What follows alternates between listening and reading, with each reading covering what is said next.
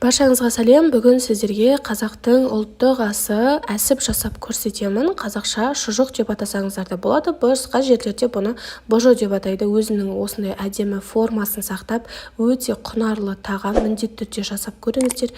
Және де видеоны соңына дейін қарап, менің қазақша каналымды қолдап кетіңіз. Әсіп жасауға бізге қажетті заттар ең алдымен осындай бірі пияз және кішкентай ғана сәбіз және 3 тісше чеснок қажет болады. Барлығын жуып, тазалап, алдын ала дайындап аламыз. Онан кейін тұз, бұрыш саламыз дәміне қарай. Және де осындай күрішімізді алдын ала жуып, тазалап, дайындап аламыз. Шамамен 4-5 қасықтай қажет болады. Оны да дайындап аламыз. Және ең бастысы бізге осындай жылқының қартасы қажет болады. Менде қазір бір үлкен, бір кішкентай қарта. Міндетті түрде салқын суға жуып, барлық лас нәрселерінен тазалап, яғни ішкі бөліктеріндегі бездердің барлығын алып тастаймыз. Қазір сіздерге ішкі бөліктерін көрсетемін. Мінекей, ешқандай да безді қалдырмай, жақсылап тұзды суға сала отыра, ағынды суға иісін барлығын кетіріп, жақсылап жуып аламыз. Енді әсібімізді жақсылап жасап бастайтын боламыз. Және де бізге осындай алдын ала тартылған жылқының еті қажет болады. Менде жылқы етінде май қосылған, сондықтан мен бұл жерде кішкене сұйық май қоспаймын.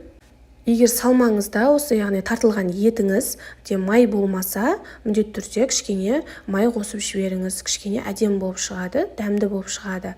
Алдын ала пиязымызды осылай кубиктап, майдалап, турап аламыз да, фарштың үстіне саламыз. Екінші кезекте сәбізімізді өте майдалап турасаңыздар да болады, немесе осындай үкіштің үлкен көзінен өткізіп алсаңыздар да болады. Мен осылай жасап шықтым, себебі өте оңай әрі тез жасалатын әдіс. Сіздерге де кеңес беремін. Сәбіздерімізді осы пияздың үстіне жақсылап барлығын салып аламыз. Ал үшінші кезекте сарымсақтарымызды да осылай үкіште өткізіп аламыз. Небәрі 2-3 сарымсақ қоссаңыздар да жеткілікті.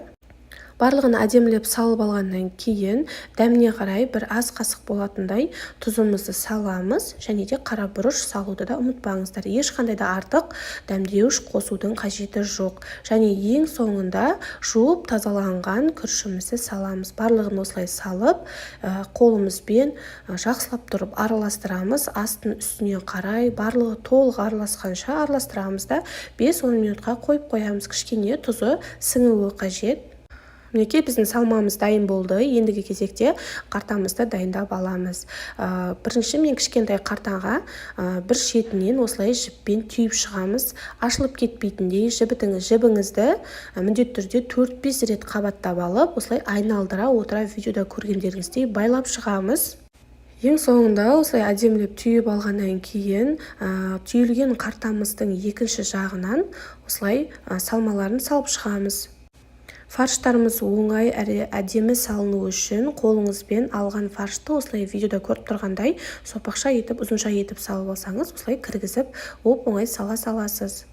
Мінекей мен барлығын салып болдым. Ендігі кезекте екінші жағын әдемілеп жіппен түйіп шығатын боламыз. Тағы да тығыздап, ашылып кетпейтіндей қайта-қайта түйіп шығамыз. Толықтай көз жеткізіп алыңыз.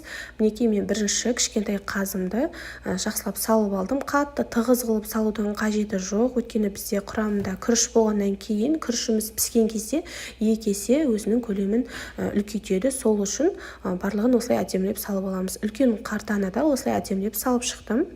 Үлкен кастрөлімізге салқын суды құйып, үстіне осы қарталарымызды саламыз. Міндетті түрде қартамыз суда батып тұруы қажет.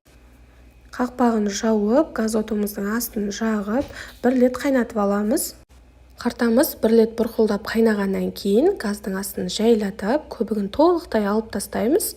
Және де жай отта толықтай 1,5-2 сағаттай пісіретін боламыз.